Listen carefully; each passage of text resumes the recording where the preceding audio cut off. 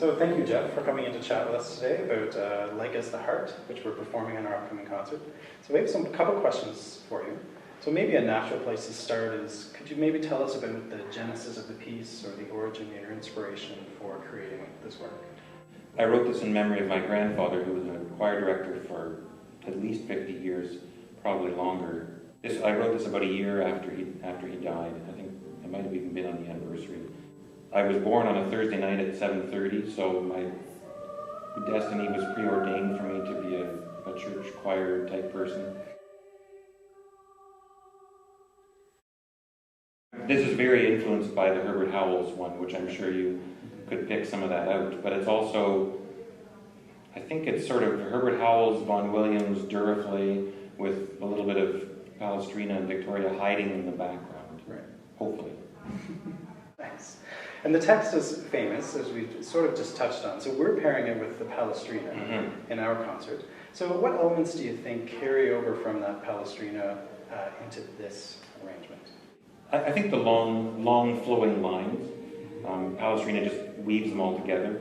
I've sort of got the organ kind of setting the mood and then having the lines come out of the accompaniment, at least at the beginning. I love the piece. I learned that piece in high school, and I remember, this is another good tale from my past, I remember going with a bunch of guys that, probably about 20 people to spring break in Florida. So what do? Everybody else is at the beach. We went into Orlando and went into St. Luke's Cathedral, and we saw a couple copies of this sitting around. Like, well, hey, we're doing this in our spring concert. So we started singing this, and the secretary came in because they were expecting this choir to be there later that afternoon, and she thought we were the choir, and we were singing the Palestrina. So that was kind of nice. We're in our flip-flops and bathing suits, and singing some Palestrina. I think, like a lot of composers, I find there's music hidden in the text, and it's a matter of finding it. And I think I could probably set this text again and find different music, I hope.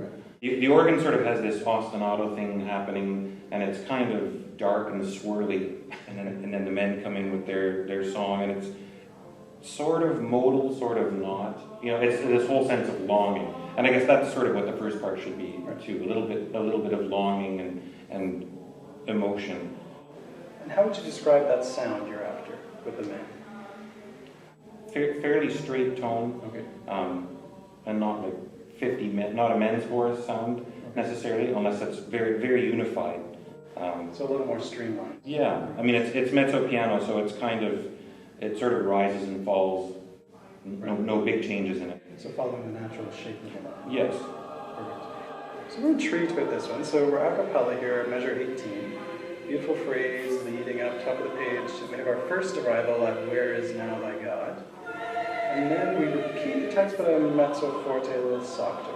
What was your compositional idea for that? This seems to be sort of a bit of a darker part of the text, more grim and stark. So I'm kind of doing parallel fifths.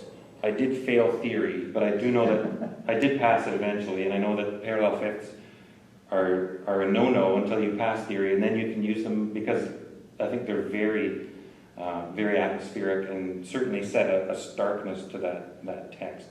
Yeah, I think the building up to "Where is now thy God," it's certainly, the emotions are running high. That's the loudest part of the piece when it gets to the forte, and there's no organ to support it underneath. The whole text is about longing. My soul longs for thee, O God. And now this is "Where is now thy God?" And this is a little bit more, I think, almost anguish at this point. And then "Where is now thy God?" It's sort of the post-anguish coming down a little bit more, and kind of chords that they don't ever quite resolve, and they sort of move to "Where is now thy God?" And it's kind of this unspoken, well, I guess it is spoken, question as to what's happening, and then the organ comes back in to go back to the beginning text again, like "As the Hart desire the water works." Right, and that gives us a little sense of a resolution. Yeah, I mean the soprano is getting a little bit more sort of lightening the mood a little bit, and then the organ comes in with those little rays of sunshine at the end, and then we sort of shift into a totally different start from the middle. Right, and we have these beautiful harmonies. I love the accompaniment here with all the Well, hopefully this is like the sunshine poking through the clouds there. Absolutely. And the beautiful layering at the end. And then at the top of 4 there, So Long With My Soul After Thee, that's kind of imitating the beginning again, Okay. but in a different key and with a totally different flavor, I hope. Definitely a rich sound, hopefully not big, wide vibrato, not opera choruses, but it doesn't have to be kind of laser voice soprano either. Somewhere in between, just a very warm sound. So as an experienced choral singer yourself, where do you think the challenges are in this piece? The unison lines and breathing, probably. Okay. And also the fifths, just getting them right in tune, Right.